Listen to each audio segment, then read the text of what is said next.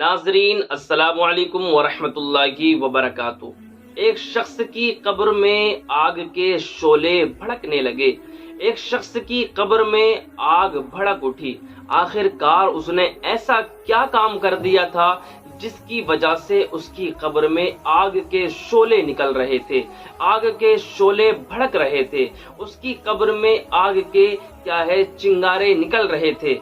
तो उसने ऐसा क्या काम कर दिया था? वीडियो को पूरा देखें, इंशाअल्लाह आपको भी पता चल जाएगा कि उस शख्स का अमल कैसा था जिसकी वजह से उसकी कब्र में आग लग गई। वीडियो को पूरा देखें, वीडियो को बिल्कुल भी स्किप ना करें, इंशाअल्लाह आपको पता चल जाएगा। तो देखिए, हजरत सैयदना उमर बिन शुरहबील रदियल्लाहु ताला अन्हु से रिवायत है, एक शख्स का इंतकाल हो गया। एक शख्स जो कि परहेजगार मुत्तकी था, जो कि नेकोकार था। जब उसका इंतकाल हो गया, लोगों ने उसको दफन किया। जब लोगों ने उसको दफन किया तो उसकी कब्र में फरिश्ते तशरीफ लेकर आए। जब फरिश्ते उसकी कब्र में आए तो फरिश्तों ने उस शख्स से कहा, अल्लाह तबारक व तआला के अजाब के तुझको 100 कोड़े मारे जाएंगे। जब उस शख्स ने ये सुना कि मुझे 100 कोड़े मारे जाएंगे तो उस शख्स ने अर्ज किया फरिश्तों से, मैं तो मुत्तकी हूँ, मैं तो परहेजगार हूँ, मैं तो अल्लाह का नेक बंदा हूँ, आखिरकार मुझको ये 100 कोड़े क्यों मारे जाएंगे? तो फरिश्तों ने कहा, चलो 50 कोड़े आपके माफ कर दिए गए, आपके 50 कोड़े मारे जाएंगे। तो वो शख्स 50 कोड़ों पर भी राजी नहीं हुआ। वो बहसबाजी करता रहा, वो उनसे पूछता रहा, आखिरकार मेरी सजा क्या है? मुझे क्यों मारे जा रहे हैं कोड़े? मैं तो अल्लाह का नेक बंदा हूँ, मैं तो अल्लाह का परहेजगार बंदा हूँ। तो फरिश्तों ने बहसबाजी होती रही। फरिश्तों ने फैसला एक कोड़े पर कर लिया कि उस शख्स के एक कोड़ा मारा जाएगा। तो जब उस शख्स के एक कोड़ा मारा गया कब्र के अंदर, तो एक कोड़े की वजह से उसकी कब्र में आग भड़क उठी, उसकी कब्र में आग के शोले निकलने लगे। अल्लाहु अकबर, एक कोड़े की वजह से।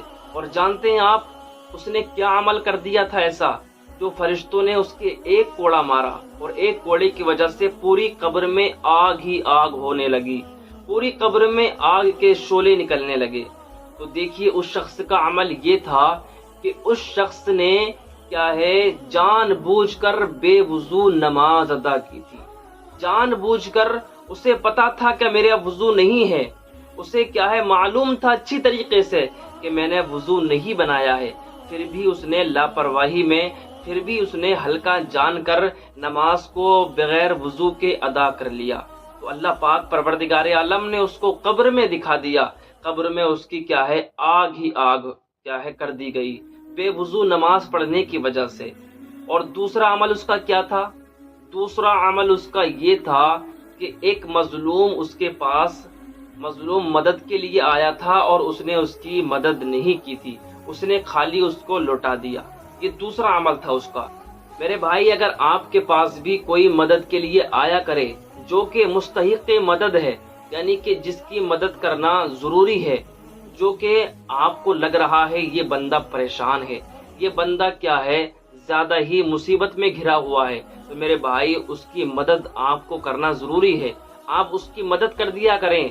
इंशाअल्लाह जब बंदा दुनिया में किसी की मदद करता है, अपने हाथ को अपने इस्लामी भाई के लिए कुशादा करता है, तो अल्लाह पाक परवरदिगार आलम उसके रिस्क को कुशादा कर देता है, दुनिया में उसकी मुसीबतों को दूर करता है। जो बंदा दूसरों के काम में आता है दुनिया के अंदर, तो अल्लाह पाक परवरदिगार आलम उसके काम में आता है, यानी कि उसके कामों को आसान कर देता है। हमें अपने लिए जिंदगी नहीं गुजारनी है भाई, हमें दुनिया में जो भेजा गया है, हमें इसलिए भेजा गया है ताकि हम अपने इस्लामी भाइयों के काम आ सकें। अगर अल्लाह ने हमें इतना नवाजा है, इतना दिया है, तो हम दूसरों की मदद कर दिया करें, दूसरों के काम में आया करें। इंशाअल्लाह जब आप दूसरों के काम में आएंगे, अल्लाह पाक आपके बिगड़े कामों को बना देगा। तो हमें किसी भी मजलूम, किसी भी जो मोहताज हैं प्यारे भाई, हमें उनकी मदद करनी है, हमें उनकी हेल्प करनी है, ताकि अल्लाह पाक परवरदिगार आलम उनकी परेशानियों को दूर अता फरमा दे और उनके जरिए अल्लाह पाक हमारी परेशानियों को दूर कर दे। तो बताने का मकसद ये है कि जो बंदा नमाज को हल्का जानकर फुक़हा इकराम ये भी बयान फरमाते हैं, उलमा इकराम, अगर किसी शख्स ने इस्तिहज़ा के तौर पर यानी कि मजाक के तौर पर अगर किसी शख्स ने बगैर वुज़ू के नमाज पढ़ी है, मजाक उड़ाने के लिए बगैर वुज़ू के, तो समझ लो क्या है, वो दायरे इस्लाम से खारिज हो जाएगा, वो क्या है, काफिर हो जाएगा बंदा। अगर उसने मजाक के तौर पर बगैर वुज़ू के नमाज पढ़ी है और नमाज को हल्का जानकर उसने बगैर वुज़ू के नमाज पढ़ी है, तो भी इस्लाम से निकल जाएगा, खारिज हो जाएगा। तो प्यारे इस्लामी भाई, इन बातों पर हमें ध्यान देना है, तवज्जो देनी है कि अगर हमारा वुज़ू नहीं है तो हमें क्या है, वुज़ू करके नमाज पढ़नी चाहिए और हमें ध्यान लगाना है कि हमने वुज़ू किया था या नहीं किया था।